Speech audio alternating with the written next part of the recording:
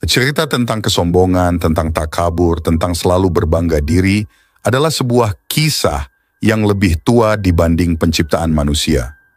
Ia hadir dan berawal ketika manusia masih dalam perencanaan penciptaan.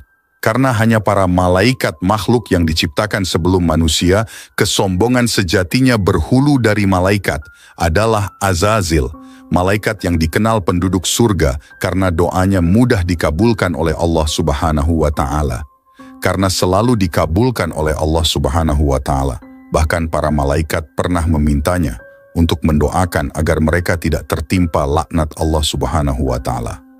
Tersebutlah suatu ketika saat berkeliling di surga, malaikat Israfil mendapati sebuah tulisan, bertuliskan seperti berikut. Seorang hamba Allah yang telah lama mengabdi akan mendapat laknat dengan sebab menolak perintah Allah. Tulisan yang tertera di salah satu pintu surga itu tak pelak membuat Israfil menangis. Ia takut itu adalah dirinya. Beberapa malaikat lain juga menangis dan punya ketakutan yang sama seperti Israfil setelah mendengar kabar perihal tulisan di pintu surga itu dari Israfil. Mereka lalu sepakat mendatangi Azazil dan meminta didoakan agar tidak tertimpa laknat dari Allah Subhanahu wa Ta'ala. Setelah mendengar penjelasan dari Israfil dan para malaikat yang lain, Azazil lalu memanjatkan doa. Ya Allah, janganlah engkau murka atas mereka. Di luar doanya yang mustajab, Azazil dikenal juga sebagai Sayyidul Malaikat, alias penghulu para malaikat, dan Khazinul Jannah, bendaharawan surga. Semua lapis langit dan para penghuninya menjuluki Azazil dengan sebutan penuh kemuliaan meski berbeda-beda. Pada langit lapis pertama ia berjuluk Abid, ahli ibadah yang mengabdi luar biasa kepada Allah Subhanahu wa Ta'ala. Di langit lapis kedua, julukan pada Azazil adalah Raki, atau ahli ruku kepada Allah. Di langit lapis ketiga, ia berjuluk Sajid atau ahli sujud. Di langit keempat, ia dijuluki Khashi karena selalu merendah dan takluk kepada Allah. Di langit lapis kelima menyebut Azazil sebagai Qanit karena ketaatannya kepada Allah. Di langit keenam gelar Mujtahid karena ia bersungguh-sungguh ketika beribadah kepada Allah Subhanahu wa Ta'ala. Pada langit ketujuh, ia dipanggil Zahid karena sederhana dalam menggunakan sarana hidup.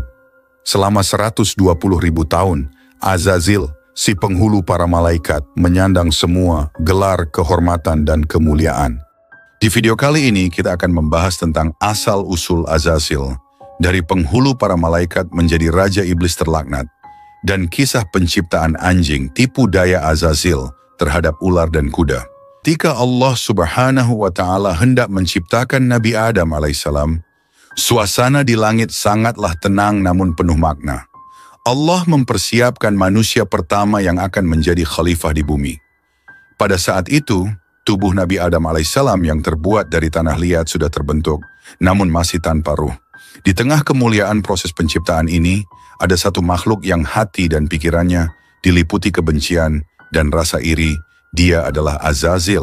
Azazil yang saat itu masih tinggal di surga, menyadari bahwa makhluk baru ini akan mendapatkan derajat yang sangat tinggi di mata Allah. Bahkan lebih tinggi dari dirinya yang selama ini merasa paling mulia. Azazil merasa dirinya yang diciptakan dari api jauh lebih berharga daripada manusia yang terbuat dari tanah. Baginya adalah penghinaan bahwa makhluk yang berasal dari zat yang rendah akan menyainginya. Dipenuhi rasa iri, Azazil mendekati tubuh Nabi Adam alaihissalam yang belum bernyawa.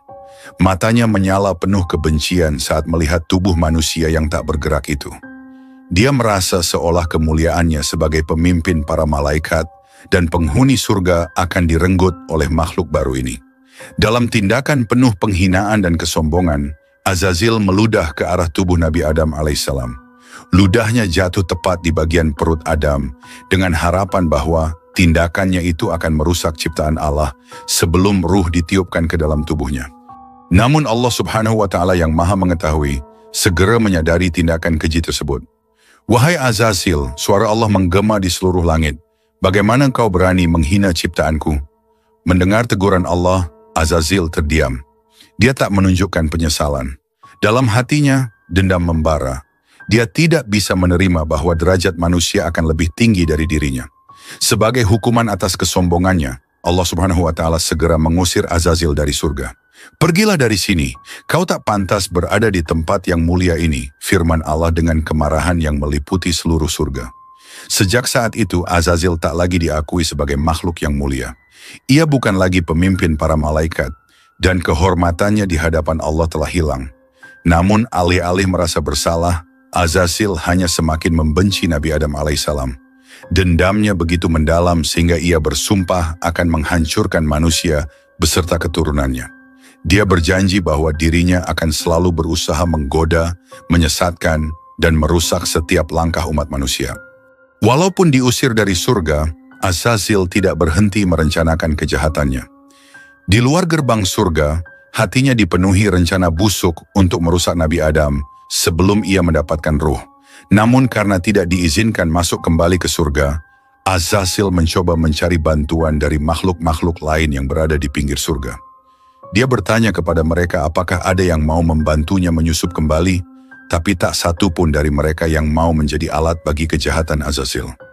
Setelah sekian lama mencari, akhirnya Azazil bertemu dengan ular, makhluk yang pada saat itu merupakan salah satu ciptaan terindah di surga. Ular memiliki tubuh yang anggun dengan 4 kaki yang kokoh, dan ia dapat terbang di udara dengan lemah gemulai, membuatnya dihormati oleh makhluk-makhluk lainnya. "Wahai ular," Azazil memulai dengan suaranya yang merayu, "kau begitu mulia dan dihormati di surga. Jika kau izinkan aku masuk ke dalam tubuhmu, aku akan memberikanmu kemuliaan yang lebih besar lagi. Izinkan aku masuk ke dalam mulutmu, dan aku akan menunjukkan sesuatu yang sangat penting di dalam surga." Dengan tipu dayanya, Azazil berhasil membujuk ular untuk menyembunyikannya di dalam mulutnya. Ular yang terhasut oleh janji Azazil setuju untuk membawanya masuk ke dalam surga tanpa menyadari konsekuensi besar yang akan ia hadapi. Begitu berhasil masuk kembali ke surga, Azazil melalui perantara mulut ular menemui seekor kuda yang juga merupakan makhluk yang mulia di surga.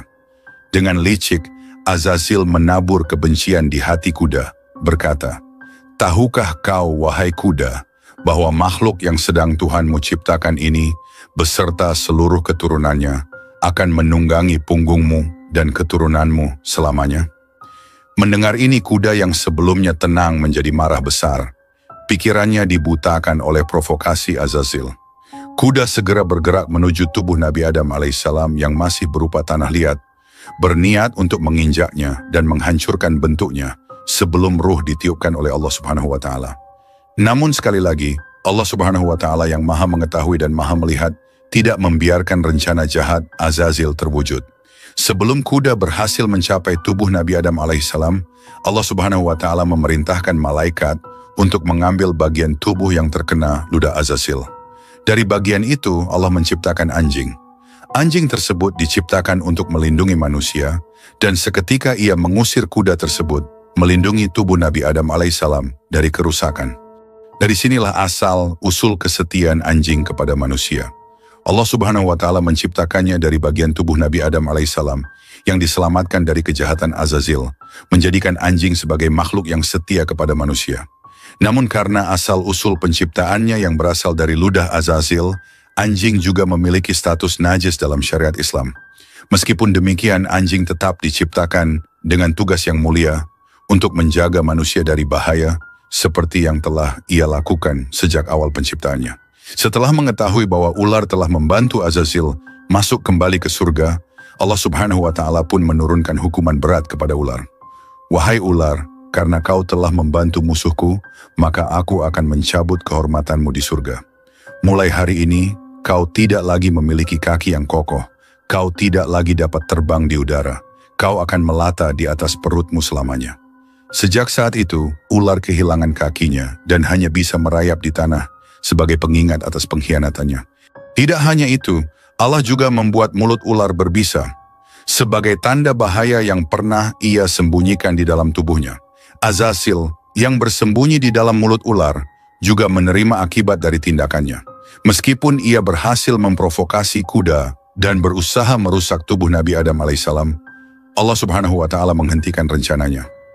Azazil akhirnya kembali diusir dari surga dan kebenciannya terhadap manusia semakin menjadi-jadi. Hingga tibalah ketika para malaikat melakukan musyawarah besar atas undangan Allah Subhanahu wa Ta'ala. Ketika itu, Allah, Zat, pemilik kemutlakan dan semua niat, mengutarakan maksud untuk menciptakan pemimpin di bumi.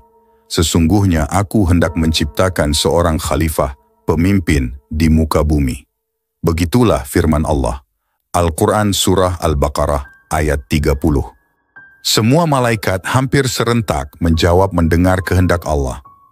Ya Allah, mengapa engkau hendak menjadikan khalifah di muka bumi yang hanya akan membuat kerusakan dan menumpahkan darah di bumi, padahal kami senantiasa bertasbih dengan memuji engkau dan menyucikan engkau.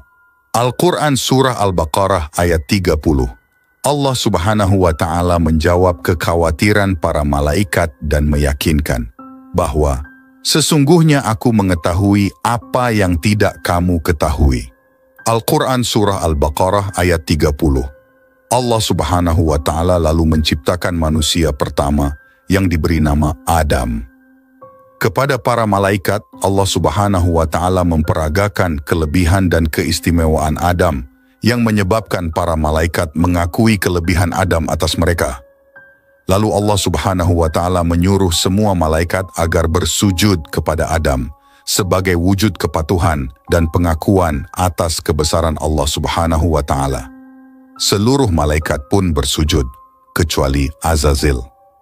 Dan ingatlah ketika kami berfirman kepada para malaikat, sujudlah kamu kepada Adam, maka sujudlah mereka kecuali iblis. Ia enggan dan takabur, dan adalah ia termasuk golongan orang-orang yang kafir. Al-Quran Surah Al-Baqarah ayat 34. Sebagai penghulu para malaikat dengan semua gelar dan sebutan kemuliaan, Azazil merasa tak pantas bersujud pada makhluk lain termasuk Adam, karena merasa penciptaan dan statusnya yang lebih baik. Allah Subhanahu wa Ta'ala melihat tingkah dan sikap Azazil, lalu bertanya dengan memberi gelaran baru baginya, Iblis. Hai Iblis, apakah yang menghalangimu untuk bersujud kepada yang telah aku ciptakan? Apakah kamu menyombongkan diri, takabur? Ataukah kamu merasa termasuk makhluk-makhluk yang lebih tinggi? Mendengar pernyataan Allah Subhanahu wa Ta'ala, bukan permintaan ampun yang keluar dari Azazil, sebaliknya ia malah menentang dan berkata, Ya Allah, aku memang lebih baik dibandingkan Adam. Engkau ciptakan aku dari api, sedangkan Adam engkau ciptakan dari tanah. Mendengar jawaban Azazil yang sombong, Allah berfirman, Keluarlah kamu dari surga, sesungguhnya kamu adalah makhluk-makhluk yang diusir. Azazil alias Iblis sejak itu tak lagi berhak menghuni surga. Kesombongan dirinya yang merasa lebih baik, lebih mulia dan sebagainya dibanding makhluk lain, telah menyebabkannya menjadi penentang Allah yang paling nyata. Padahal Allah Subhanahu wa Ta'ala sungguh tak menyukai orang-orang yang sombong. Dan janganlah kamu memalingkan mukamu dari manusia karena sombong. Dan janganlah kamu berjalan di muka bumi dengan angkuh. Sesungguhnya Allah tidak menyukai orang-orang yang sombong lagi membanggakan diri. Dan sederhanakanlah kamu dalam berjalan, dan lunakkanlah suaramu. Sesungguhnya seburuk-buruk suara ialah suara keledai. Sombongan dari Azazil sejatinya sudah berawal sejak Israfil dan para malaikat mendatanginya agar mendoakan mereka kepada Allah Subhanahu wa Ta'ala. Waktu itu, ketika mendengar penjelasan Israfil, Azazil berkata, Ya Allah, hamba-Mu yang manakah yang berani menentang perintah-Mu? Sungguh aku ikut mengutuknya. Azazil lupa dirinya adalah juga hamba Allah dan tak menyadari bahwa kata hamba yang tertera pada tulisan di pintu surga bisa menimpa kepada siapa saja, termasuk dirinya. Lalu, demi mendengar ketetapan Allah, Iblis bertambah nekat seraya meminta kepada Allah agar diberi dispensasi. Katanya, Ya Allah, beri tangguhlah aku sampai mereka ditangguhkan. Allah Subhanahu wa Ta'ala bermurah hati dan Iblis mendapat apa yang dia minta, yaitu masa hidup panjang selama manusia masih hidup di permukaan bumi sebagai khalifah. Dasar Iblis, Allah yang Maha Pemurah masih juga ditawar. Ia lantas bersumpah akan menyesatkan Adam dan anak cucunya, seluruhnya, kecuali hamba-hambamu yang mukhlis di antara mereka. Maka kata Allah, yang benar adalah sumpahku, dan hanya kebenaran itulah yang kukatakan. Sesungguhnya aku pasti akan memenuhi neraka jahanam dengan jenis dari golongan kamu dan orang-orang yang mengikutimu di antara mereka semuanya. Iblis berkata, karena engkau telah menghukumku tersesat, aku benar-benar akan menghalangi mereka dari jalan engkau yang lurus. Kemudian aku akan mendatangi mereka dari depan muka dan belakang mereka, dari kanan dan kiri mereka. Dan engkau tidak akan mendapati kebanyakan mereka bersyukur atau taat. Al-Quran Surah Al-A'raf ayat 16-17.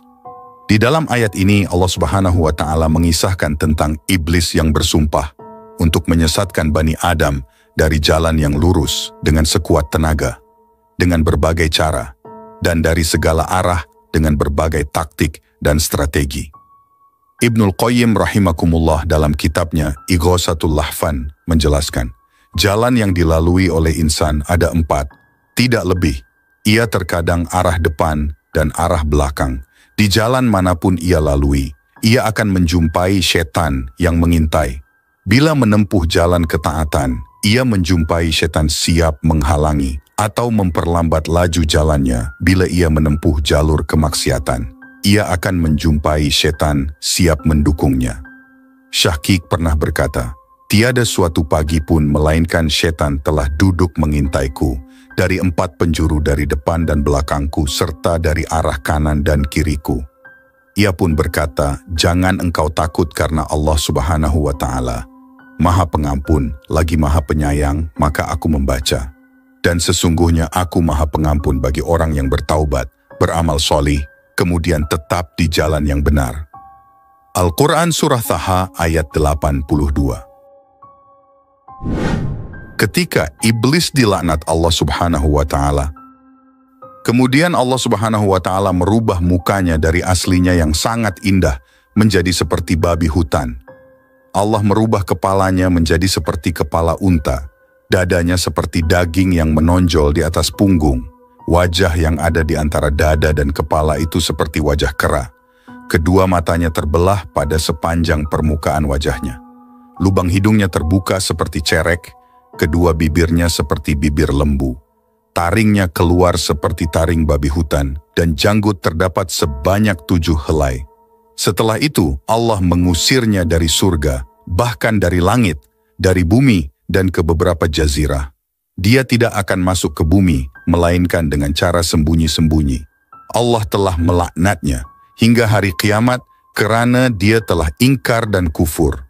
Walaupun sebelumnya iblis sangat indah rupawan, mempunyai 4 sayap, banyak ilmu, rajin ibadah, menjadi kebanggaan para malaikat, serta menjadi pemimpin para malaikat muqarrabin. Tetapi semua itu tidak menjadi jaminan sama sekali baginya. Allah Subhanahu wa Ta'ala telah melaknatnya hingga hari kiamat kerana dia telah ingkar dan kufur. Walaupun sebelumnya iblis sangat indah rupawan, mempunyai 4 sayap, banyak ilmu, rajin ibadah, menjadi kebanggaan para malaikat, serta menjadi pemimpin para malaikat muqarrabin, tetapi semua itu tidak menjadi jaminan sama sekali baginya. Ketika Allah Subhanahu wa Ta'ala membalas tipu daya iblis, maka menangislah malaikat Jibril dan Mikail. Lalu Allah Subhanahu wa Ta'ala berfirman, apakah yang membuat kamu menangis? Lalu mereka menjawab, ya Allah, kami tidaklah aman dari tipu dayamu. Allah berfirman, begitulah aku, jadilah engkau berdua tidak aman dari tipu dayaku.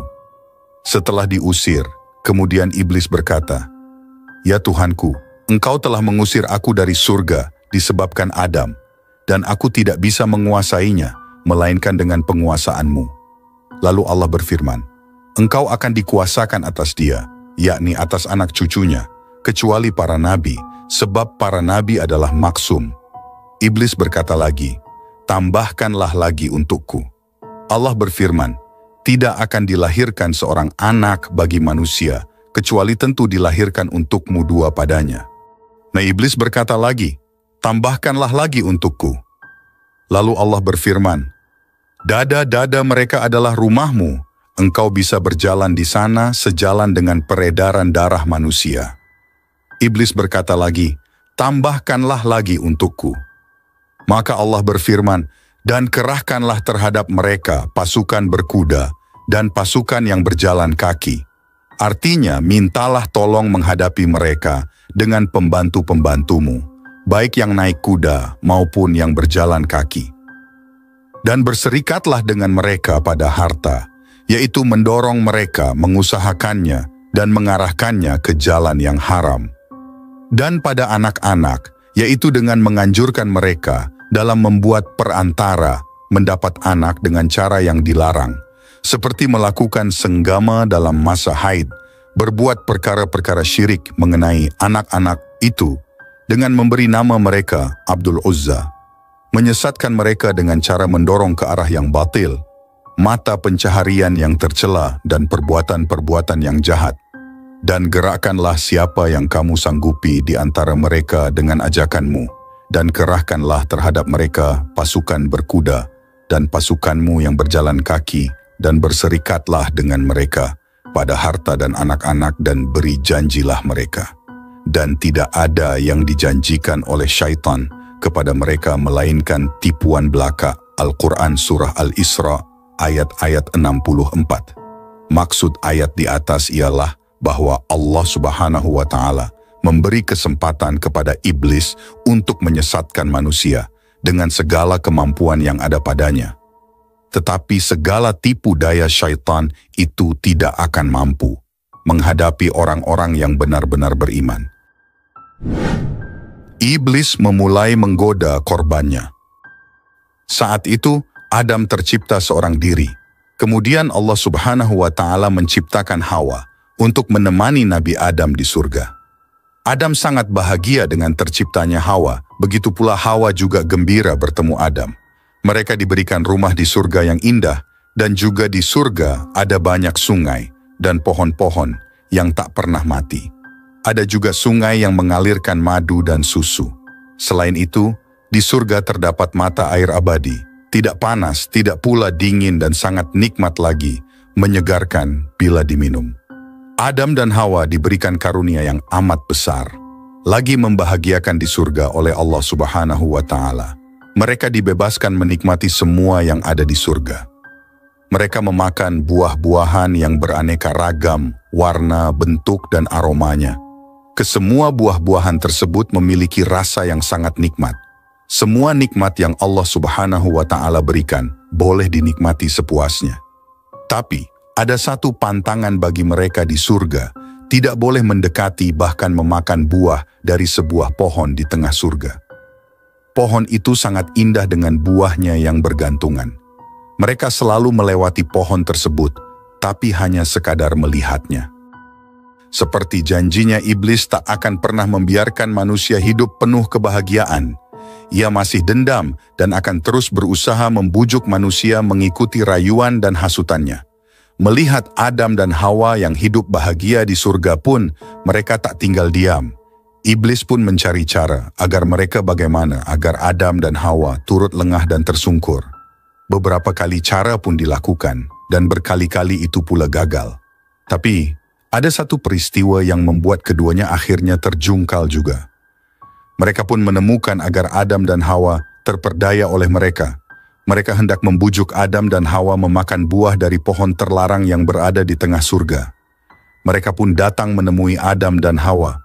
Mereka menanyakan tentang pohon terlarang. Mereka berusaha membujuk Adam dan Hawa memakan buah dari pohon yang dilarang Allah Subhanahu wa Ta'ala untuk didekati. Dengan segala tipu muslihat, iblis melancarkan aksinya membujuk Adam dan Hawa. Hawa pun terbujuk akan rayuan iblis. Ia ingin sekali memakan buah dari pohon terlarang. Namun Adam selalu mengingatkan akan petunjuk Allah Subhanahu wa Ta'ala.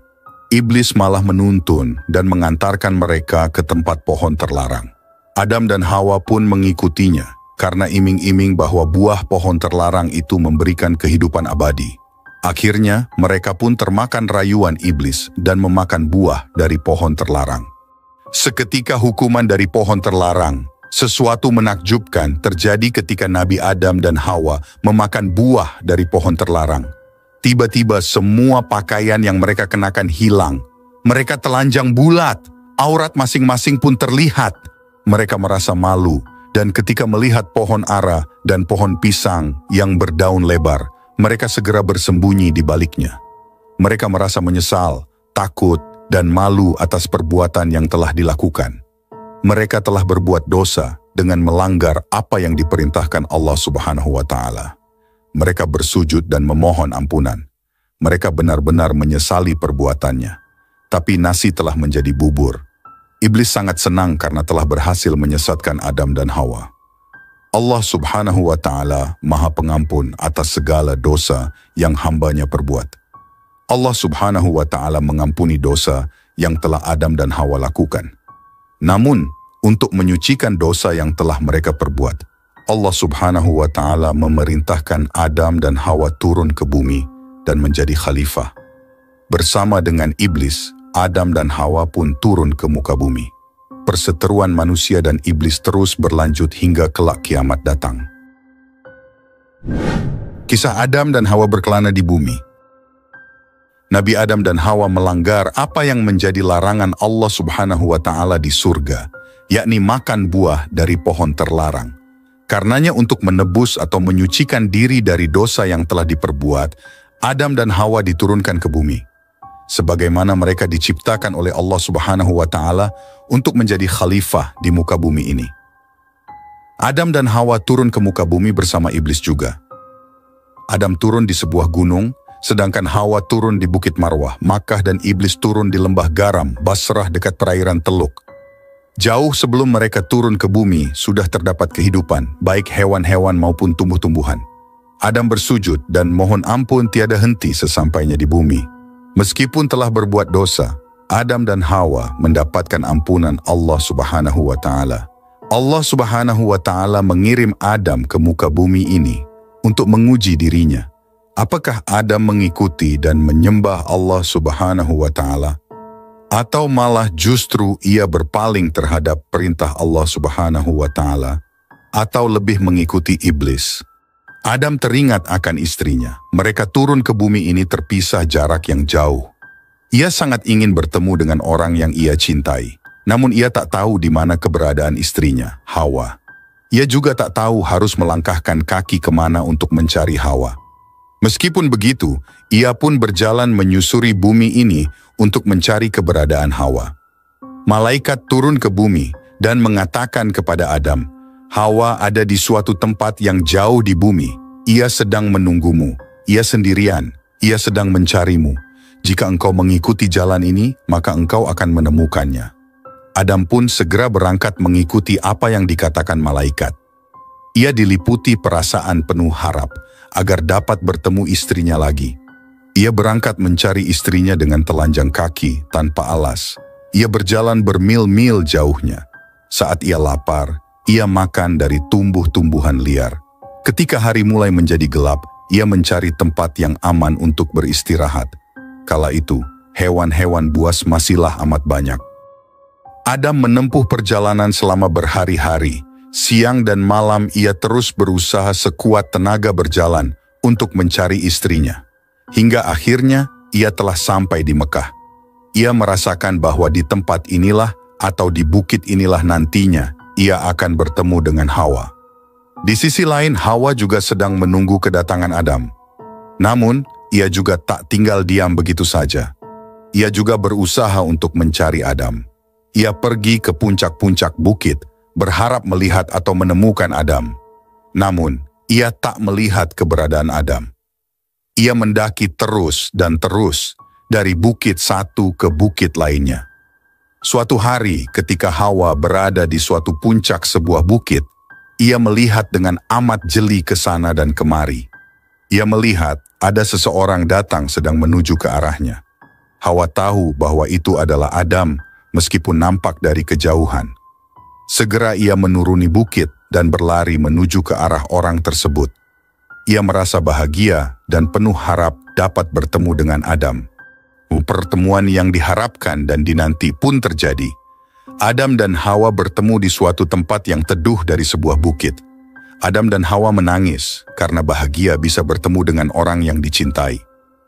Mereka pun tak lupa bersyukur kepada Allah Subhanahu wa Ta'ala karena telah mempertemukan mereka kembali. Kehidupan di muka bumi tak seperti kehidupan di surga. Jika di surga tak ada siang dan malam, tak ada binatang buas, tak ada pergantian musim, itu semua memang hanya ada di bumi. Lalu Adam dan istri memilih suatu daerah nan indah guna mereka tinggali. Tumbuh-tumbuhan dan buah-buahan sembarang macam tumbuh di tempat tersebut. Kini, Adam harus bekerja untuk keberlangsungan hidup mereka.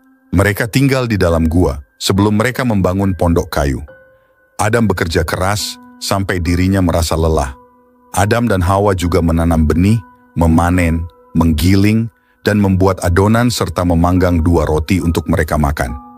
Waktu terus berlalu hingga suatu hari, Hawa melahirkan 2 bayi laki-laki dan 2 bayi perempuan. Penduduk bumi pun bertambah dan genap menjadi 6 orang. Adam dan Hawa hidup bahagia bersama putra dan putrinya.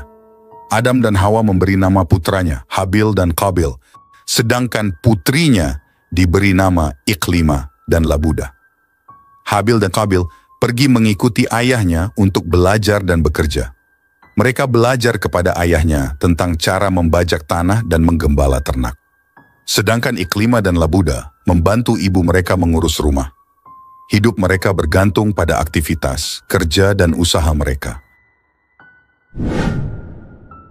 Kisah awal mula perseteruan Qabil dan Habil. Di antara anak-anak mereka, kisah Qabil dan Habil adalah yang paling terkenal hingga diabadikan di dalam Al-Quran karena memberikan pelajaran kepada umat manusia tentang bahayanya iri hati dan pentingnya bertakwa kepada Allah Subhanahu wa Ta'ala. Perselisihan antara Qabil dan Habil bermula ketika Nabi Adam mendapatkan syariat dari Allah Subhanahu wa Ta'ala yang memerintahkannya untuk menikahkan anak-anaknya yang tidak sekandung. Dalam konteks ini, sekandung berarti berada dalam kandungan yang sama atau kembar, karena tidak ada manusia lain pada saat itu. Nabi Adam pun kemudian mengumpulkan keempat anak-anaknya dan menetapkan keputusan bahwa Qabil akan menikahi Labuda, saudara kembar Habil.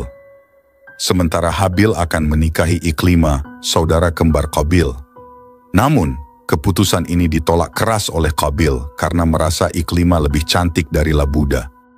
Qabil juga merasa sebagai seorang yang terlahir kembar dengan Labuda, seharusnya hanya dirinya yang pantas menikahi Labuda. Kemarahan Qabil atas keputusan ayahnya tentang pernikahan tak kunjung reda, meskipun Nabi Adam telah mencoba menjelaskan bahwa perintah tersebut datang langsung dari Allah Subhanahu wa Ta'ala. Qabil terus-menerus menolak hal itu. Baginya, keputusan tersebut hanyalah akal-akalan ayahnya yang lebih menyayangi Habil. Melihat kemarahan Qabil, Nabi Adam pun memerintahkan kedua putranya untuk berkurban, agar anak-anaknya dapat melihat sendiri pilihan mana yang lebih baik dan diridai oleh Allah Subhanahu wa Ta'ala. Habil yang merupakan seorang pemilik peternakan, sekaligus pengembala kambing menyerahkan kambing yang paling baik dan gemuk untuk dipersembahkan kepada Allah Subhanahu wa Ta'ala. Tanpa memperdulikan persembahannya diterima atau tidak, hati Habil penuh dengan harapan atas ridha dan kasih sayang Allah Subhanahu wa Ta'ala. Sementara itu, Qabil sebagai pemilik ladang pertanian justru datang dengan tanaman sayur dan buah yang sudah layu. Hatinya yang telah dipenuhi amarah dan kedengkian terlanjur tidak percaya dengan perintah sang ayah dan hanya mementingkan dirinya sendiri. Hadiah kurban dari masing-masing mereka kemudian diletakkan di atas gunung. Kemudian Allah Subhanahu wa Ta'ala pun mengirimkan api sebagai petunjuk dan tanda bahwa ia telah menerima kurban dari Qabil dan Habil. Tak lama, api tersebut menyambar kurban Habil, menandakan Allah Subhanahu wa Ta'ala lebih ridha jika Habil yang menikahi Labuda. Melihat itu, amarah Qabil semakin tersulut dan mengancam akan membunuh Habil jika berani menikahi saudara kembarnya. Kendati marah dan takut mendengar ucapan Qabil, Habil justru dengan tenang hanya menjawab bahwa Allah Subhanahu wa Ta'ala hanya menerima kurban dari orang yang bertakwa. Keteguhan hati dan imanlah yang membuat Habil memilih untuk tidak membalas kejahatan Qabil.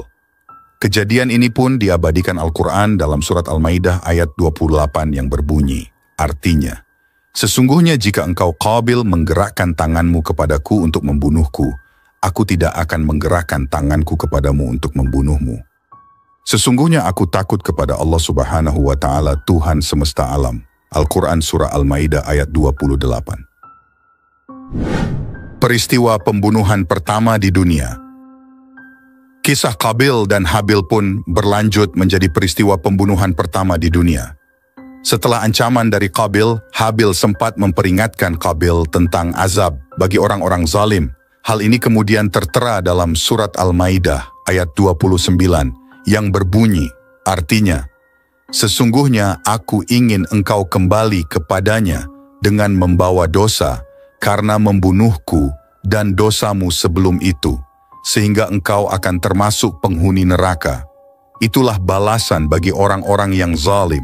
Al-Quran Surah Al-Maidah ayat 29. Peringatan dari Habil sempat membuat Qabil ragu pada awalnya. Namun karena amarah dan hawa nafsu yang menguasainya, Qabil pun tetap membunuh. Habil pada akhirnya artinya.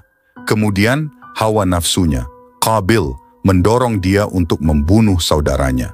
Maka dia pun benar-benar membunuhnya, sehingga dia termasuk orang-orang yang rugi. Al-Quran Surah Al-Maidah ayat 28. Setelah melakukan perbuatannya, Qabil merasa takut dan menyesal hingga akhirnya ia memilih untuk meninggalkan kedua orang tuanya dan memanggul jasad Habil hingga bertahun-tahun. Bahkan beberapa ulama dalam riwayatnya menyebutkan bahwa Qabil berkeliling memanggul jenazah Habil hingga 100 tahun lamanya. Allah Subhanahu wa Ta'ala pun merawat jasad itu agar tidak busuk dimakan waktu. Bertahun-tahun membawa jenazah adiknya dengan perasaan bingung dan menyesal. Akhirnya Allah Subhanahu wa Ta'ala mengirimkan 2 burung gagak yang bertengkar di hadapan Qabil. Salah satu burung gagak itu pun kemudian mati, dan burung gagak lainnya menggali tanah untuk mengubur gagak yang sudah mati. Melihat hal itu, Qabil lantas merasa malu dan menyesal atas tindakannya terhadap jenazah saudaranya selama ini. Artinya, kemudian Allah Subhanahu wa Ta'ala mengirim seekor burung gagak untuk menggali tanah supaya dia memperlihatkan kepadanya, Qabil, bagaimana cara mengubur mayat saudaranya. Qabil berkata, celakalah aku. Mengapa aku tidak mampu berbuat seperti burung gagak ini sehingga aku dapat mengubur mayat saudaraku? Maka jadilah dia termasuk orang-orang yang menyesal. Al-Quran Surah Al-Maidah 31. Kisah Qabil dan Habil ini pun juga akhirnya menjadi cikal bakal umat muslim dalam menguburkan jenazah. Turunnya larangan membunuh sesama. Dari kisah Qabil dan Habil, kita akhirnya dapat mengetahui bahwa hasad atau iri hati dapat menggelapkan mata manusia dan membawa malapetaka. Berdasarkan kisah mereka pula, Allah Subhanahu wa Ta'ala mengeluarkan firman tentang larangan untuk saling membunuh pada Al-Quran Surat Al-Maidah ayat 32 yang berbunyi, artinya, oleh karena itu, kami menetapkan suatu hukum bagi Bani Israel bahwa siapa yang membunuh seseorang bukan karena orang yang dibunuh itu telah membunuh orang lain, atau karena telah berbuat kerusakan di bumi, maka seakan-akan dia telah membunuh semua manusia. Sebaliknya, siapa yang memelihara kehidupan seorang manusia, dia seakan-akan telah memelihara kehidupan semua manusia. Sungguh, Rasul-Rasul kami benar-benar telah datang kepada mereka dengan membawa keterangan-keterangan yang jelas. Kemudian, sesungguhnya banyak di antara mereka setelah itu melampaui batas di bumi. Al-Quran Surah Al-Maidah 32. Hari itu matahari terbenam dengan lambat di cakrawala, memancarkan cahaya kemerahan yang melukis langit. Suara angin yang berhembus lembut di antara pepohonan terdengar seperti bisikan lembut yang mengantarkan kabar dari alam semesta. Di sebuah tempat yang penuh kedamaian, di antara keluarga dan keturunannya yang begitu banyak, terbaringlah seorang lelaki agung. Wajahnya tampak tenang, namun tanda-tanda kelelahan terlihat jelas di wajahnya yang sudah menghabiskan 1000 tahun menjalani kehidupan sebagai manusia pertama yang diciptakan Allah Subhanahu wa Ta'ala, Nabi Adam alaihissalam. Nabi Adam alaihissalam terbaring sakit selama beberapa hari, tubuhnya semakin melemah. Usianya kurang lebih 1000 tahun, menjadi saksi atas perjalanannya sebagai bapa seluruh umat manusia, menyaksikan keturunannya tumbuh dan berkembang menjadi jumlah yang begitu besar, seperti yang pernah dijanjikan Allah Subhanahu wa Ta'ala. Namun bagaimanapun besarnya kecintaan Nabi Adam alaihissalam kepada anak-anak dan cucunya, rasa rindu kepada Rabb-nya semakin kuat saat hari-hari terakhirnya mendekat. Nabi Adam alaihissalam tahu bahwa tidak lama lagi malaikat maut akan datang menjemputnya. Pada hari Jumat yang penuh berkah, ia memanggil putra kesayangannya, Shits, yang telah dipercayakan sebagai pengganti Habil yang telah wafat bertahun-tahun sebelumnya. Nama Shits, yang berarti pemberian dari Allah, merupakan tanda dari rahmatnya yang menggantikan rasa sedih yang mendalam akibat kematian Habil di tangan saudaranya Qabil. Kepercayaan dan cinta yang diberikan Nabi Adam alaihissalam kepada Shits begitu mendalam, sehingga semua ilmu dan hikmah yang diterima Nabi Adam alaihissalam dari Allah Subhanahu wa Ta'ala, ia wariskan kepada putranya. Di hadapan keluarganya yang berkumpul, Nabi Adam alaihissalam berbicara dengan suara lembut namun penuh wibawa. Wahai anakku Shits, ketahuilah bahwa ajal ayahmu sudah mendekat. Aku telah menerima begitu banyak dari Allah Subhanahu wa Ta'ala, dan sekarang saatnya aku kembali kepadanya. Engkaulah yang akan meneruskan tugas ini, memimpin saudara-saudaramu dan keturunanku untuk tetap beribadah kepada Allah Subhanahu wa Ta'ala dengan benar. Mata Shits berair, namun ia menahan tangisnya. Sebagai seorang lelaki yang telah dibekali dengan ilmu dan kebijaksanaan, ia tahu bahwa amanah ini sangat berat. Namun, ia tidak pernah meragukan bahwa tugas ini adalah kehendak Allah yang harus ia emban dengan penuh tanggung jawab. Ayah, kata Shits perlahan, aku akan melakukan apa yang kau ajarkan. Aku akan membimbing saudara-saudaraku, menjaga keturunanmu agar mereka tetap berada di jalan Allah. Nabi Adam alaihissalam tersenyum lemah mendengar kata-kata putranya. Ingatlah Shits, tidak ada yang lebih penting dalam hidup ini selain ketaatan kepada Allah Subhanahu wa Ta'ala. Dunia ini hanya sementara dan apa yang kita miliki hanyalah titipan. Kembalikan segala sesuatu kepada pemiliknya, yaitu Allah Subhanahu wa Ta'ala. Wasiat Nabi Adam alaihissalam terus mengalir penuh dengan nasihat bijak, mengajarkan Shits tentang kehidupan, kematian, dan tugas sebagai hamba Allah yang bertakwa. Setiap kata yang diucapkan terukir dalam hati Shits dan seluruh keturunan Nabi Adam yang hadir pada saat itu. Hari itu, ketika mentari Jumat yang cerah menyinari bumi, tubuh Nabi Adam semakin lemah. Siti Hawa, istrinya, duduk di sampingnya dengan penuh kecemasan. Air mata menetes dari matanya saat ia menggenggam tangan suaminya yang mulai terasa dingin. Tiba-tiba Nabi Adam alaihissalam teringat akan sesuatu.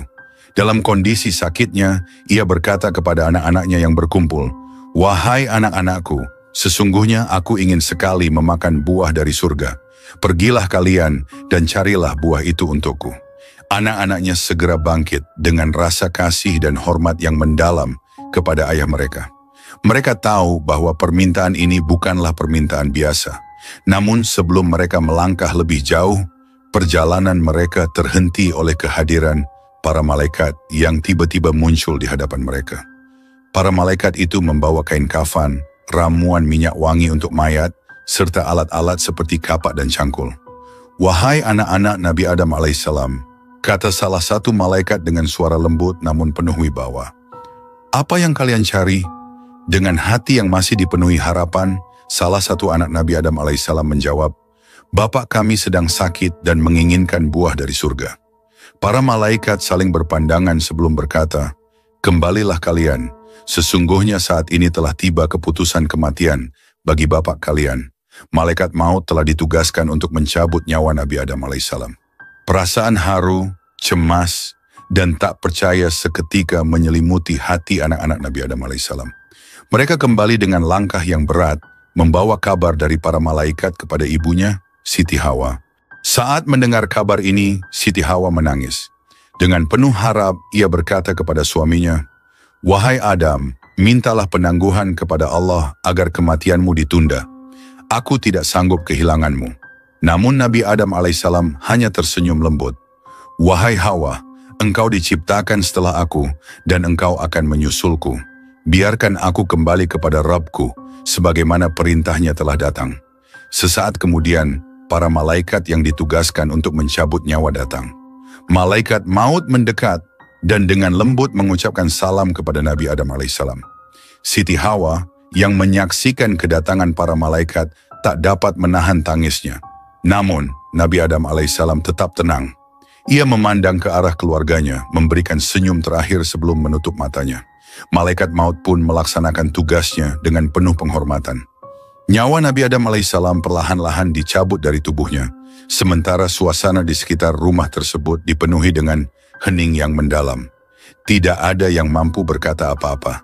Siti Hawa terisak di samping tubuh suaminya yang kini sudah tiada, sementara anak-anak mereka menundukkan kepala dalam kesedihan yang mendalam. Setelah mencabut nyawa Nabi Adam alaihissalam, para malaikat memandikan jasadnya dengan penuh kehormatan. Mereka mengkafani tubuhnya, mengoleskan ramuan minyak wangi, dan menggali kuburnya. Para malaikat kemudian menyalatkan Nabi Adam alaihissalam, menguburkannya dengan penuh kehormatan, dan menutup liang lahatnya dengan tanah yang rata. Ketika proses penguburan selesai, salah satu malaikat berdiri dan berkata kepada keturunan Nabi Adam alaihissalam, "Wahai anak-anak Adam, inilah tuntunan bagi kalian saat ada di antara kalian yang meninggal dunia. Begitulah cara kalian harus merawat orang yang telah wafat, sebagaimana kami telah merawat ayah kalian." Kata-kata tersebut menjadi pedoman bagi seluruh umat manusia. Sejak saat itu, cara pemakaman yang diajarkan oleh para malaikat kepada keturunan Nabi Adam alaihissalam menjadi tradisi yang terus dijalankan hingga hari ini. Di video selanjutnya kita akan membahas Nabi Syits alaihissalam sebagai penerus Nabi Adam alaihissalam. Sebagai pedoman dari kisah ini adalah sebuah hadis yang diriwayatkan oleh Tabrani dan Ibnu Katsir, Al-Quran dan Ubay bin Ka'ab.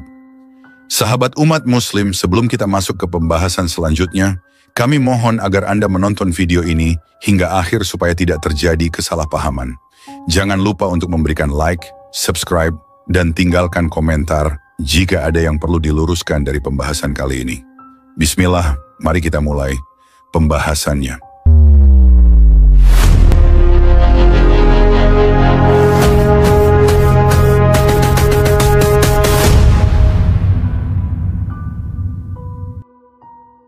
Kisah Nabi Syits alaihissalam merupakan sebuah perjalanan inspiratif yang mengandung berbagai hikmah dan pelajaran yang mendalam bagi umat manusia. Ia adalah salah satu putra Nabi Adam alaihissalam dan Siti Hawa yang ditugaskan untuk meneruskan misi kenabian setelah ayahnya wafat. Nabi Syits dikenal sebagai seorang yang cerdas, penuh takwa, serta patuh kepada Allah Subhanahu wa Ta'ala, dan kisah hidupnya menawarkan banyak teladan bagi kita. Nabi Syits lahir setelah peristiwa tragis pembunuhan Habil oleh saudaranya, Qabil. Peristiwa ini sangat mengguncang Nabi Adam alaihissalam. Setelah kehilangan putranya yang taat, Adam terjatuh dalam duka mendalam. Habil adalah anak yang saleh, penuh dengan kebaikan, dan merupakan salah satu harapan Adam untuk meneruskan ajaran kebaikan di bumi.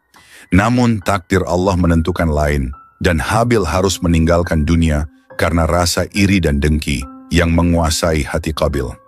Selama setahun penuh, Nabi Adam alaihissalam tenggelam dalam kesedihan. Beliau tidak tertawa, bahkan berusaha menjauh dari Hawa, sang istri tercinta. Perasaan kehilangan begitu mendalam hingga seakan-akan Adam tak lagi bisa merasakan kebahagiaan di dunia ini. Namun Allah Subhanahu wa Ta'ala dengan segala kasih sayangnya tidak membiarkan hambanya berada dalam kesedihan berkepanjangan. Allah Subhanahu wa Ta'ala kemudian memberikan kabar gembira kepada Nabi Adam. Allah berfirman kepada Adam bahwa dari garis keturunannya akan lahir seorang anak yang akan menjadi pengganti Habil, seorang anak yang dipercaya dan akan menjadi nabi setelah dirinya. Anak ini akan menjadi pemimpin yang kuat dan teguh di jalan Allah Subhanahu wa Ta'ala. Nabi Adam diberi perintah untuk memberi nama anak ini dengan nama Syits, yang dalam bahasa Suryani berarti hamba Allah. Ketika Siti Hawa mengandung Nabi Syits alaihissalam, dia merasakan suatu keajaiban. Tidak seperti kehamilan sebelumnya, kehamilan ini sangat ringan, hampir tidak terasa. Dan ketika tiba saatnya melahirkan, proses kelahiran berlangsung dengan mudah, tanpa rasa sakit yang berarti. Kelahiran Nabi Syits alaihissalam menjadi tanda cinta dan kasih sayang Allah Subhanahu wa Ta'ala kepada Nabi Adam dan Hawa. sebuah penghiburan setelah mereka kehilangan Habil. Seiring bertambahnya usia, Nabi Syed alaihi salam tumbuh menjadi seorang pemuda yang berbeda dari saudaranya yang lain. Ia memiliki kecerdasan yang luar biasa, ketakwaan yang mendalam, dan rasa tanggung jawab yang besar terhadap keluarganya dan kepada Allah Subhanahu wa Ta'ala. Karena kelebihan-kelebihan inilah, Nabi Syed alaihi salam akhirnya dipilih oleh Allah untuk meneruskan tugas kenabian dari ayahnya. Ketika Nabi Adam alaihissalam mulai merasakan tanda-tanda ajalnya mendekat, ia memberikan berbagai wasiat penting kepada Nabi Syed alaihissalam. Sebagai putra yang paling dapat dipercaya, Nabi Syed alaihissalam menjadi pewaris dari segala ilmu dan hikmah yang telah diajarkan oleh Allah kepada Nabi Adam. Di antaranya adalah ilmu tentang ibadah, aturan kehidupan, dan pengetahuan tentang alam semesta. Nabi Adam alaihissalam juga memberikan Nabi Syed alaihissalam sebuah tali sutra yang istimewa yang diturunkan dari surga. Tali ini mengandung gambaran tentang para nabi dan orang-orang yang akan berkuasa di bumi setelah mereka. Di dalam tali tersebut terdapat rahasia besar yang hanya bisa dipahami oleh seorang nabi. Selain itu, Nabi Adam juga mewariskan tabut, sebuah peti yang berisi suhuf atau lembaran-lembaran wahyu yang diturunkan kepada Nabi Adam. Suhuf ini memuat aturan-aturan hidup yang harus dipegang oleh umat manusia.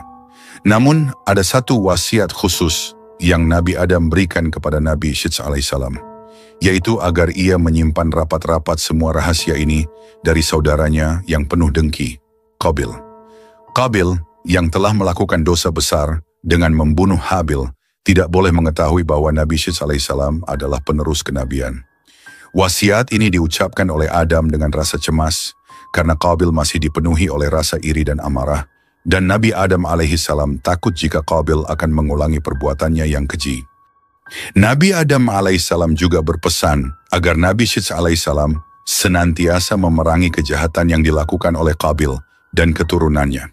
Ia menegaskan bahwa Allah akan selalu berada di pihak yang benar, dan bahwa kebenaran akan selalu mengalahkan kezaliman, meski Qabil dan para pengikutnya tampak kuat. Salah satu amanah terpenting yang diterima Nabi Syed alaihissalam dari ayahnya adalah untuk menjaga Nur Muhammad, cahaya kenabian yang kelak akan menjadi sumber kebesaran Rasulullah Shallallahu Alaihi Wasallam. Cahaya ini adalah esensi spiritual yang telah diturunkan dari generasi ke generasi, dimulai dari Nabi Adam alaihissalam dan kemudian diwariskan kepada Syed sebagai penjaga berikutnya. Dalam percakapan terakhirnya dengan Nabi Syed alaihissalam, Nabi Adam alaihissalam mengungkapkan pentingnya tugas ini. Wahai anakku, engkau adalah pewaris amanah yang agung. Cahaya ini yang kau lihat adalah Nur Muhammad. Jagalah ia dengan segenap hatimu, karena dari cahayanya akan lahir Nabi terakhir yang akan membawa risalah untuk seluruh umat manusia. Dialah yang akan membawa kebenaran terakhir sebelum hari kiamat. Mendengar wasiat ayahnya, Nabi Syed alaihissalam pun dengan penuh keimanan dan takwa menerima tugas ini. Selama hidupnya, Nabi Syed alaihissalam menjaga Nur Muhammad dengan penuh tanggung jawab, memastikan bahwa cahaya ini tetap suci dan tidak tersentuh oleh kejahatan. Pada masa Nabi Syed alaihissalam, manusia masih bisa melihat jin dan setan. Dunia gaib dan dunia nyata begitu berdekatan, seolah tidak ada batas di antara keduanya.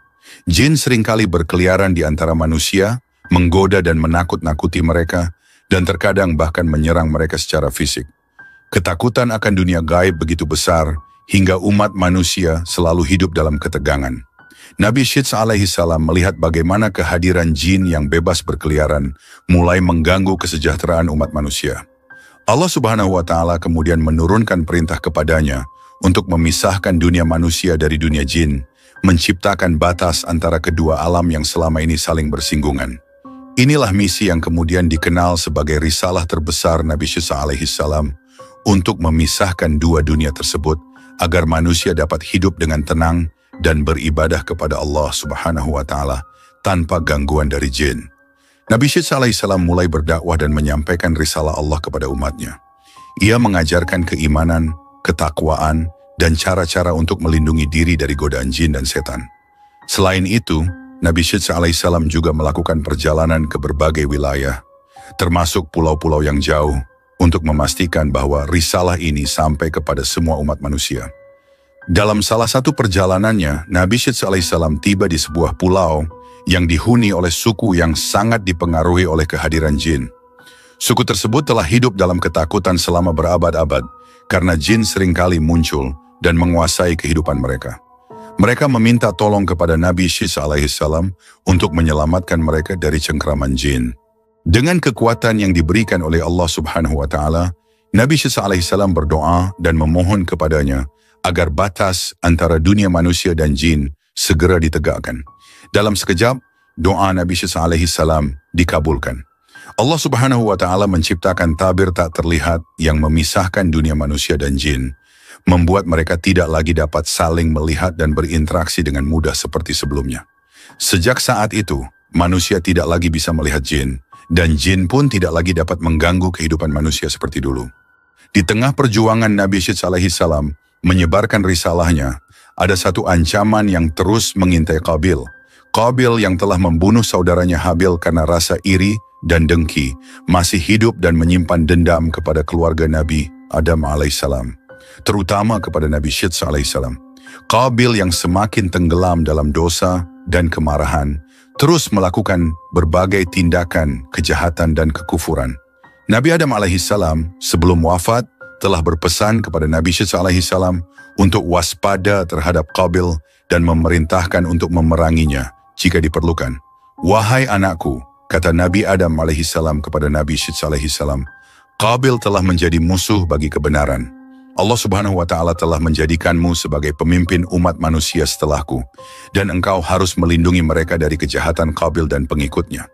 Qabil yang didorong oleh kekuatan jin dan setan, mulai mengumpulkan pengikutnya dan merencanakan serangan terhadap Nabi Syeds alaihissalam dan umatnya. Dia merasa bahwa Nabi Syeds alaihissalam telah mengambil tempat yang seharusnya menjadi miliknya, dan dia bertekad untuk menghancurkan Nabi Syeds alaihissalam. Dalam pertempuran yang epik, Nabi Syeds alaihissalam memimpin umatnya melawan pasukan Qabil. Dengan keyakinan dan iman yang teguh, Nabi Syeds alaihissalam berjuang di garis depan, mengangkat panji keimanan dan memohon pertolongan Allah Subhanahu wa Ta'ala. Allah Subhanahu wa Ta'ala yang maha melihat dan maha penolong memberikan kekuatan kepada Nabi Syeds alaihissalam dan umatnya untuk mengalahkan Qabil.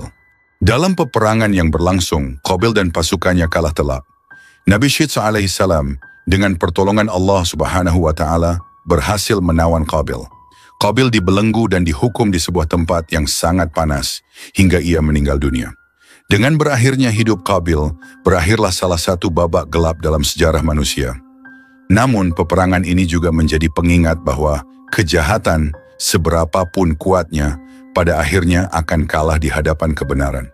Pertempuran tersebut menjadi simbol kemenangan kebenaran atas kejahatan, iman atas kekufuran. Qabil yang selama ini dikuasai oleh rasa dengki dan kemarahan akhirnya tewas di medan perang. Kekalahan Qabil menandai berakhirnya ancaman besar bagi umat manusia, dan Nabi Syeds alaihissalam kembali memimpin umatnya dalam kedamaian dan keimanan. Setelah kemenangan melawan Qabil, Nabi Syeds alaihissalam terus memimpin keturunan Nabi Adam alaihissalam dengan penuh bijaksana dan adil. Nabi Syeds alaihissalam mengajarkan berbagai ilmu kepada anak cucunya, termasuk ilmu falak, pertanian, dan cara hidup yang sesuai dengan syariat Allah Subhanahu wa Ta'ala. Di bawah bimbingan Nabi Syeds alaihissalam, umat manusia pada masa itu hidup dalam kedamaian dan ketentraman. Mereka menghormati ajaran-ajaran Allah Subhanahu wa Ta'ala dan menjalani kehidupan yang harmonis dengan alam. Selain itu, Nabi Syeds alaihissalam juga mengajarkan tentang waktu-waktu ibadah yang harus dijalani setiap hari.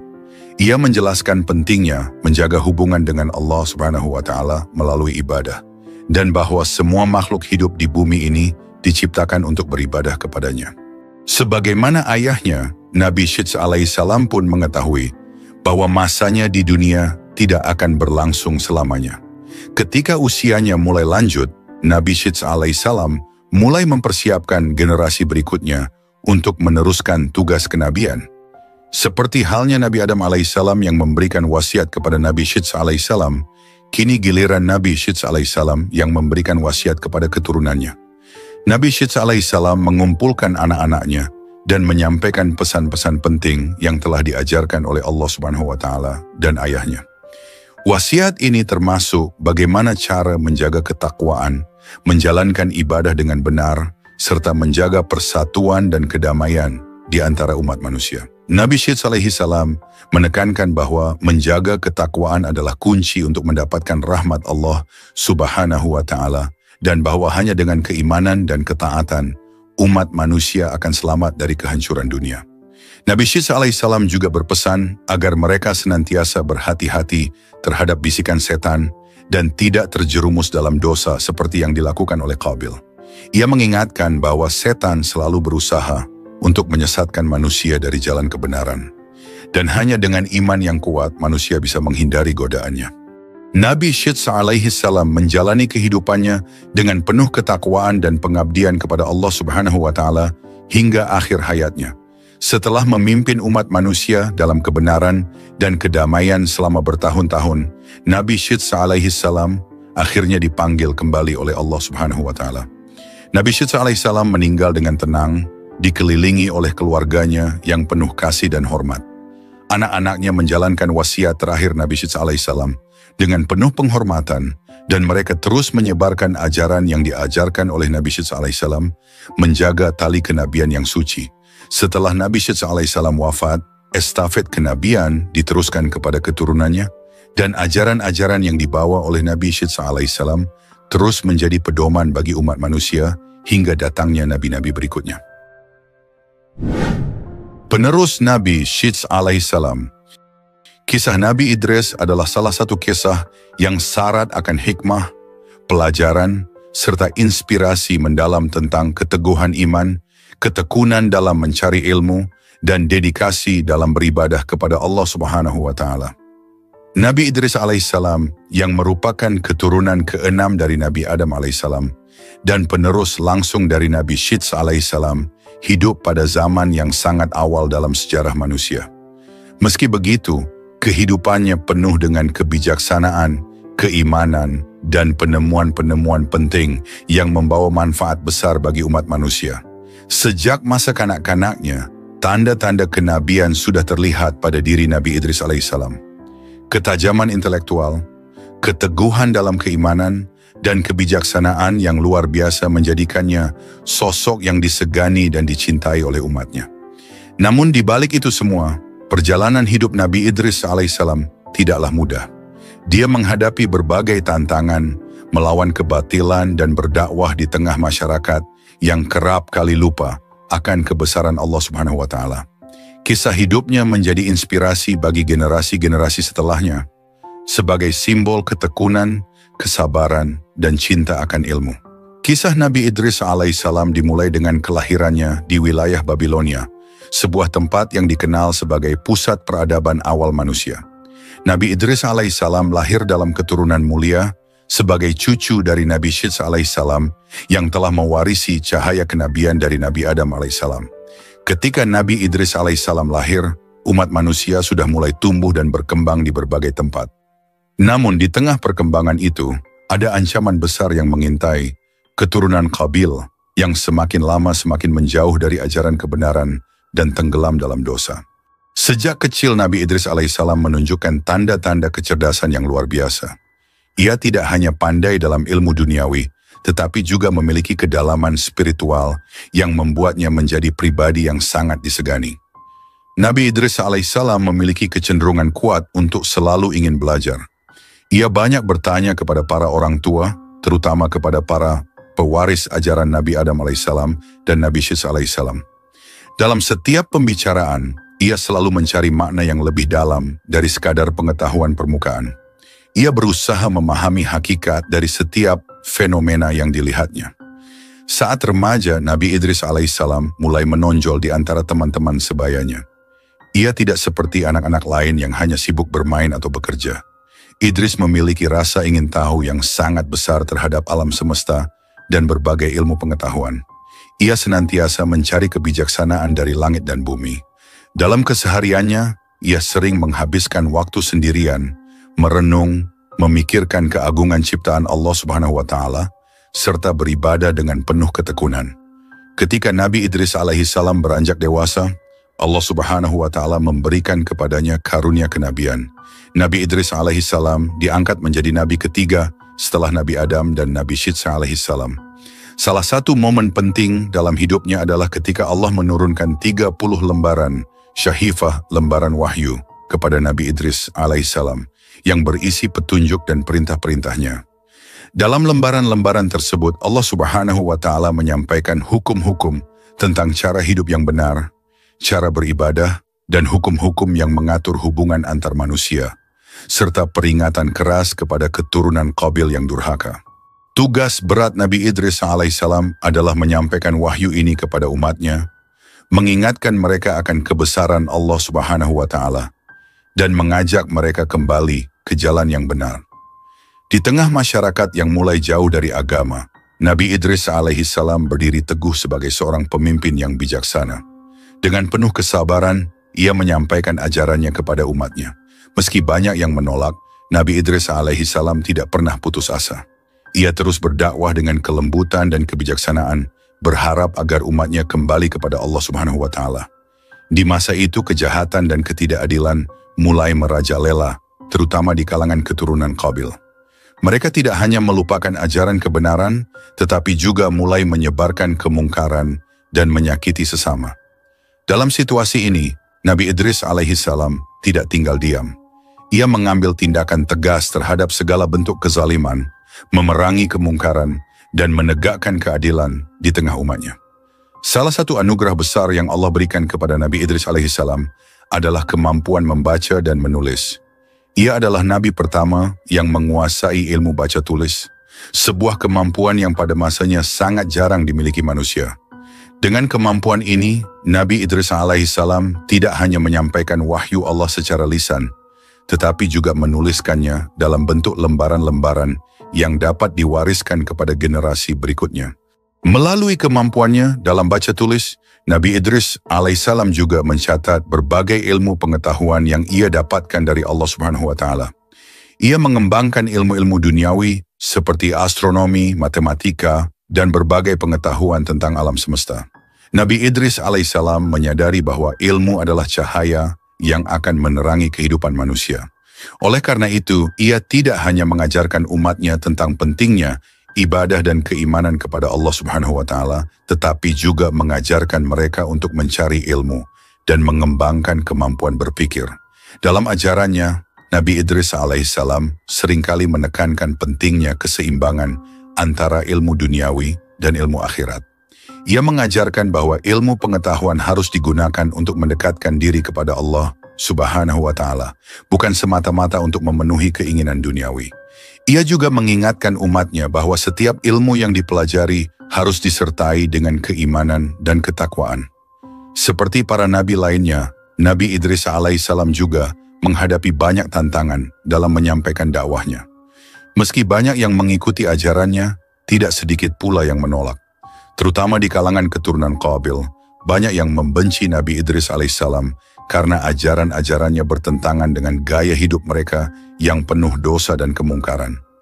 Namun Nabi Idris alaihissalam tidak pernah gentar. Dalam setiap penolakannya, ia justru semakin teguh dalam beribadah dan berdakwah. Ia menghabiskan malam-malamnya dalam doa dan munajat kepada Allah Subhanahu wa Ta'ala, memohon agar umatnya diberi hidayah dan kesadaran. Ketekunan Nabi Idris alaihissalam dalam beribadah sangat luar biasa. Ia dikenal sebagai salah satu nabi yang paling rajin dalam melaksanakan ibadah, baik salat, puasa, maupun bentuk-bentuk ibadah lainnya. Ia seringkali melakukan puasa sunnah dan menghabiskan sebagian besar waktunya dalam tafakur dan zikir kepada Allah Subhanahu wa Ta'ala. Tidak hanya itu, Nabi Idris alaihissalam juga dikenal sangat tegas terhadap kezaliman dan ketidakadilan. Di tengah masyarakat yang mulai dilanda kemerosotan moral, Nabi Idris alaihissalam berdiri sebagai pilar keadilan. Ia selalu membela mereka yang lemah dan tertindas, dan tidak pernah ragu untuk melawan kezaliman, meski itu berarti harus berhadapan dengan para penguasa zalim. Salah satu kisah yang terkenal adalah ketika Nabi Idris alaihissalam menghadapi seorang raja zalim yang menindas rakyatnya. Raja tersebut menolak ajaran Nabi Idris alaihissalam dan bahkan mengancam akan membunuhnya jika tidak berhenti berdakwah. Namun dengan keberanian dan keyakinan yang kuat, Nabi Idris alaihissalam tetap berdakwah dan mengingatkan sang raja tentang akibat buruk dari kezaliman. Pada akhirnya Allah Subhanahu wa Ta'ala menunjukkan kekuasaannya dengan menurunkan azab kepada raja zalim tersebut, dan rakyat pun kembali kepada jalan yang benar. Nabi Idris alaihissalam adalah salah satu nabi yang dikenal memiliki pengetahuan yang sangat luas dalam berbagai bidang, termasuk astronomi. Dalam sejarah peradaban manusia, Nabi Idris alaihissalam dianggap sebagai orang pertama yang mempelajari dan memahami ilmu tentang pergerakan benda-benda langit. Dengan kebijaksanaannya, Idris mengamati bintang-bintang, planet, dan siklus alam semesta secara mendalam. Ia mencatat pola pergerakan matahari, bulan, dan bintang-bintang yang pada akhirnya menjadi fondasi bagi ilmu astronomi di masa-masa yang akan datang. Ilmu astronomi yang dia kuasai tidak hanya berhenti pada sekadar pengamatan. Nabi Idris alaihissalam menggunakan pengetahuannya untuk membantu masyarakat dalam menentukan waktu-waktu penting, seperti musim bercocok tanam, waktu panen, dan saat terbaik untuk melakukan perjalanan laut. Dalam masyarakat pada masanya, memahami pergerakan bintang sangat penting untuk navigasi, terutama bagi para pelaut yang bergantung pada bintang-bintang sebagai penunjuk arah di malam hari. Dengan kemampuan membaca tanda-tanda langit, Nabi Idris alaihissalam dianggap sebagai pelopor dalam menghubungkan fenomena alam dengan kehidupan manusia. Ilmu yang ia wariskan menjadi cikal bakal perkembangan astronomi modern dan memberikan inspirasi bagi generasi-generasi ilmuwan setelahnya. Ilmu yang diajarkan oleh Nabi Idris alaihissalam juga membantu manusia dalam memahami siklus alam dan menghindari bencana alam, serta menjaga keseimbangan ekosistem dalam masyarakat.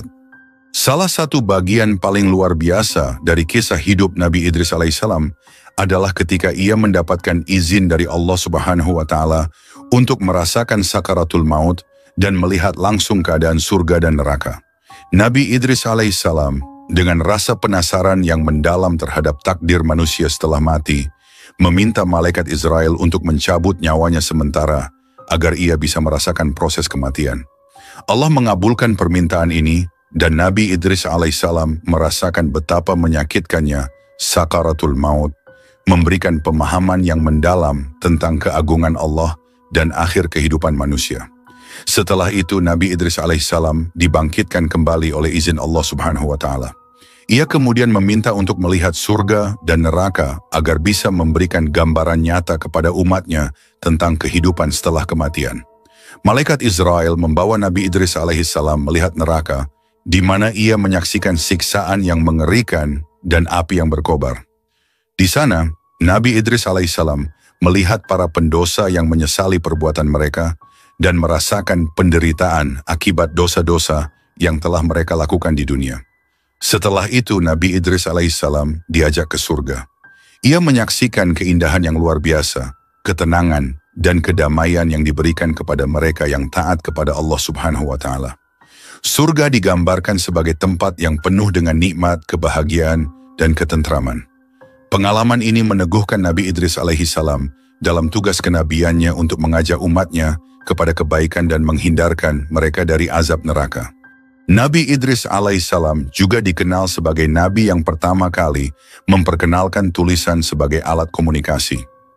Sebelum masa Nabi Idris alaihissalam, pengetahuan seringkali disampaikan melalui lisan dan dari generasi ke generasi secara verbal. Namun Nabi Idris alaihissalam memperkenalkan penulisan sebagai cara untuk mendokumentasikan ilmu, ajaran, dan petunjuk dari Allah Subhanahu wa Ta'ala. Dengan pena di tangannya, Nabi Idris alaihissalam menulis kitab-kitab yang berisi wahyu ilahi, nasihat moral, hukum-hukum syariat, serta ilmu-ilmu praktis yang bermanfaat bagi kehidupan manusia. Kitab-kitab yang ditulis oleh Nabi Idris alaihissalam menjadi panduan hidup bagi umatnya. Mereka mengajarkan prinsip-prinsip moral seperti keadilan, kebenaran, dan tanggung jawab. Selain itu, kitab-kitab tersebut juga memberikan arahan mengenai cara hidup yang baik dan etis, serta menyentuh berbagai aspek kehidupan sosial dan spiritual. Karya-karya tulis Nabi Idris alaihissalam menjadi salah satu warisan terbesar bagi peradaban manusia, menginspirasi generasi-generasi berikutnya untuk terus mengejar ilmu dan menulis demi kebaikan umat manusia. Selain pengetahuan dalam bidang astronomi dan menulis, Nabi Idris alaihissalam juga dikenal sebagai orang pertama yang mengajarkan seni menjahit kepada umat manusia. Sebelum masa Nabi Idris alaihissalam, manusia terbiasa menggunakan kulit binatang sebagai pakaian untuk melindungi diri dari cuaca ekstrim. Pakaian yang dibuat dari kulit binatang cenderung sederhana dan kasar. Nabi Idris alaihissalam dengan keterampilan dan kreativitasnya memperkenalkan teknik menjahit yang memungkinkan manusia membuat pakaian dari kain. Dengan penemuan ini, masyarakat mulai meninggalkan penggunaan kulit binatang dan beralih ke bahan yang lebih halus dan nyaman. Teknik menjahit yang diajarkan oleh Nabi Idris alaihissalam juga memungkinkan mereka membuat pakaian yang lebih bervariasi, baik dari segi bentuk maupun fungsi. Ini tidak hanya meningkatkan kualitas hidup, tetapi juga mendorong kemajuan dalam kebudayaan manusia, karena pakaian menjadi simbol status sosial dan identitas budaya. Kemampuan menjahit yang diperkenalkan oleh Nabi Idris alaihissalam bukan hanya tentang keterampilan praktis, tetapi juga mengandung nilai spiritual. Ia mengajarkan bahwa setiap aspek kehidupan, termasuk dalam hal pakaian, harus dilakukan dengan niat yang baik dan untuk mencapai ridha Allah Subhanahu wa Ta'ala. Keterampilan menjahit ini terus diwariskan hingga generasi-generasi berikutnya, menjadi salah satu fondasi dalam perkembangan seni tekstil di dunia. Sebagai seorang nabi sekaligus pemimpin, Nabi Idris alaihissalam menunjukkan kualitas kepemimpinan yang luar biasa. Ia memimpin umatnya dengan penuh kebijaksanaan, keadilan, dan kasih sayang. Nabi Idris alaihissalam tidak hanya seorang pemimpin yang memberikan perintah, tetapi juga seorang pemimpin yang mendengarkan. Ia selalu berusaha memahami masalah dan keluhan umatnya, baik yang besar maupun yang kecil, dan mencari solusi yang adil serta bermanfaat bagi semua. Ia memiliki pandangan jauh ke depan, mampu melihat dampak jangka panjang dari setiap keputusan yang diambil. Sebagai pemimpin yang bijaksana, Nabi Idris alaihissalam juga mendorong umatnya untuk hidup harmonis dan menjunjung tinggi nilai-nilai persaudaraan. Ia memperkenalkan sistem musyawarah dalam pengambilan keputusan, memastikan setiap suara didengar dan dipertimbangkan. Keadilan adalah pilar utama dalam kepemimpinannya, di mana setiap orang tanpa memandang status sosial diperlakukan dengan setara di hadapan hukum. Dengan pendekatan kepemimpinan yang penuh cinta dan empati, Nabi Idris alaihissalam menjadi teladan bagi umat manusia tentang bagaimana memimpin dengan hati yang ikhlas dan niat yang tulus untuk kebaikan bersama. Salah satu mukjizat terbesar dalam hidup Nabi Idris alaihissalam adalah peristiwa kenaikannya ke langit.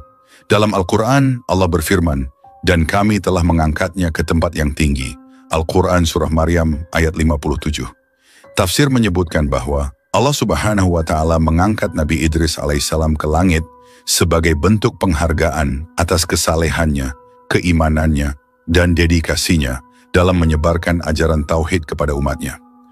Peristiwa ini memberikan pelajaran penting bagi umat manusia bahwa Allah Subhanahu wa Ta'ala memberikan balasan yang besar bagi hambanya yang senantiasa beriman dan berbuat baik. Kisah kenaikan Nabi Idris alaihissalam ke langit menjadi simbol bahwa kehidupan dunia ini hanyalah sementara dan tujuan akhir yang sesungguhnya adalah kehidupan akhirat. Ketaatan, keimanan, dan pengabdian Nabi Idris alaihissalam kepada Allah Subhanahu wa Ta'ala mengajarkan bahwa balasan terbesar bagi hamba-hamba yang taat tidak hanya ada di dunia, tetapi juga di akhirat, di tempat yang tinggi dan mulia di sisi Allah Subhanahu wa Ta'ala.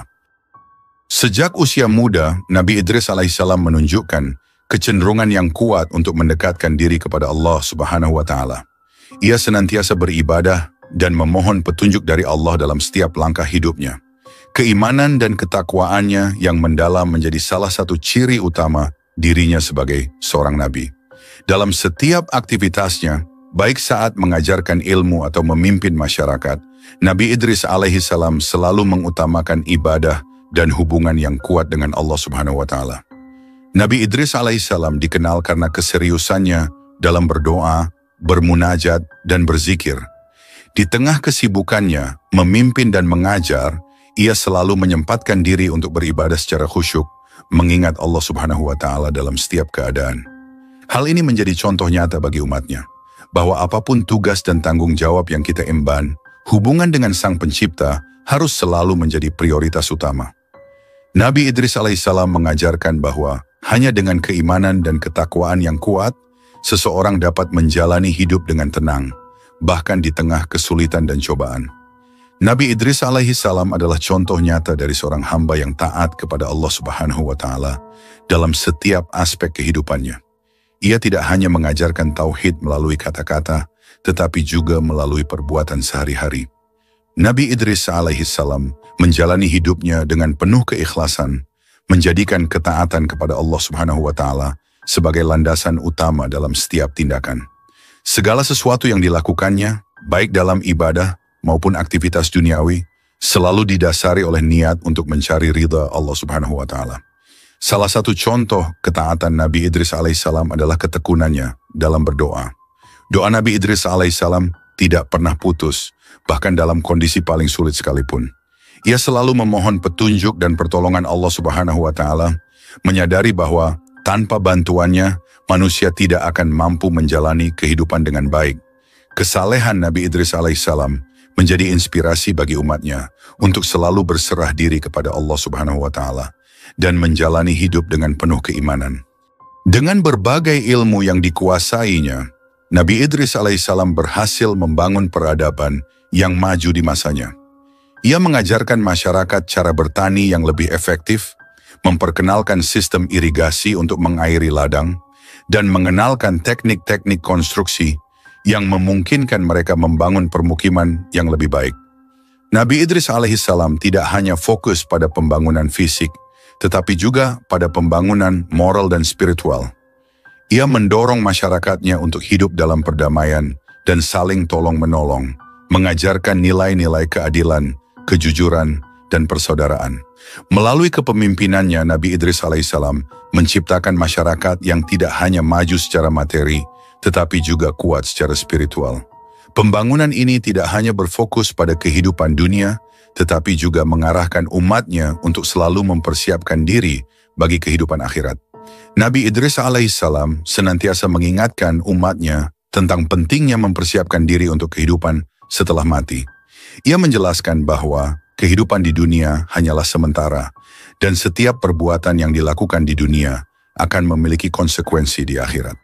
Nabi Idris alaihissalam sering memberikan peringatan tentang betapa pentingnya menjalani hidup dengan hati-hati, mematuhi perintah Allah Subhanahu wa Ta'ala, dan menjauhi larangannya, karena setiap tindakan akan dipertanggungjawabkan di hadapan Allah Subhanahu wa Ta'ala pada hari kiamat.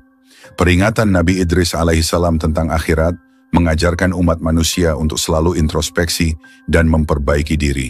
Ia menekankan bahwa kekayaan dan kemuliaan di dunia tidak akan berarti apa-apa jika seseorang tidak taat kepada Allah Subhanahu wa Ta'ala. Hanya iman dan amal saleh yang akan menjadi penyelamat di akhirat. Kisah wafatnya Nabi Adam alaihissalam telah kita sampaikan, dilanjutkan dengan kisah Nabi Syidz alaihissalam dan Nabi Idris alaihissalam. Sampai di sini kita akhiri dulu kisah ini. Namun kelanjutannya akan membawa kita ke perjalanan Nabi Nuh alaihissalam. Untuk sahabat umat muslim yang ingin menyaksikan kisah Nabi Nuh alaihissalam, lebih suka jika kisah Nabi Nuh alaihissalam ini dibuat ulang dengan narasi dan visual yang lebih baru. Silakan tuliskan saran-saran kalian di kolom komentar. Jangan lupa untuk like, subscribe, dan terus dukung channel Umat Muslim agar semakin banyak yang mendapatkan manfaat. Terima kasih dan akhir kata, wassalamualaikum warahmatullahi wabarakatuh.